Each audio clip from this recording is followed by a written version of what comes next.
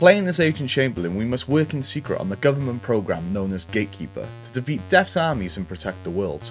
Riding on horseback to one of 9 locations along the US East Coast, it's time to use your demon sword to find and destroy the skulls used to open the portals to the underworld.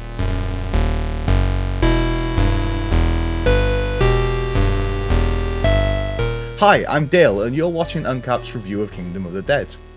Kingdom of the Dead pays homage to retro shooters and will have you craving some of your favourite shooters from your childhood.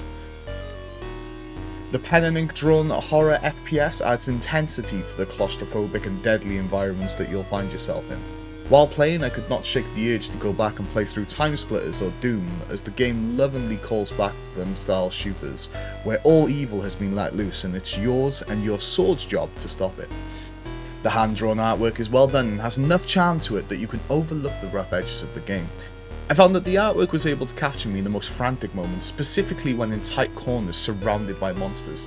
This is where the game breathes and shows its horror qualities. While the game is not particularly scary, it does offer these brief moments of panic to keep you on your toes. Each location is different and provides a variety of scenery and difficulty. There are 3 difficulties offered, and each of them will add a new task to each mission. The first will be to destroy the skull at the end of the mission, the second will be to find an item of importance on the map, and the final, the bane of my playthroughs, was to save every civilian on the map. The final difficulty is just evil because if you're like me, easily scared and trigger happy, anything that moves on those maps is automatically an enemy.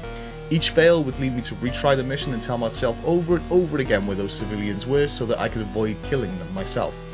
The game, in its defense, does display a red sign above their heads to warn you not to kill them, but that didn't matter to me. Anything that moved was an enemy. The game is set in the 19th century, and as it is, we have a revolver.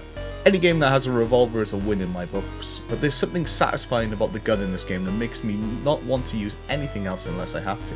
The way the gun loads the next bullet just makes you want to line your next shot, like you are a gunslinger hitting headshot after headshot.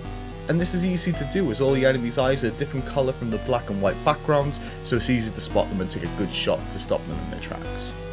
Their overall aesthetics is amazing, but when you look closely you can see the rough edges of the game. The animations of the enemy can leave little to be desired, but can be overlooked when the game is in those close quarter environments and you are fighting for your life. The options to change filters on the game was nice, but not something that I was interested in, as I like the visual style of the game. However, I can see the visual style of the game as a negative for some people and maybe cause headaches or irritants after playing for a little while. The maps offer replayability with difficulty levels to suit each player. It will have you nostalgic and keep your attention for a little while, as the maps do not take long to complete. It's a fun game to play if retro FPS games are your favourite, or a game to play when you've got a spare hour or two. For that reason, I would say give it a go when you get the chance. If you've played Kingdom of the Dead, let us know what you think in the comments, and don't forget to subscribe and follow us on all socials for all things gaming. I've been Dale and you've been watching UnCapt Gaming. Thank you.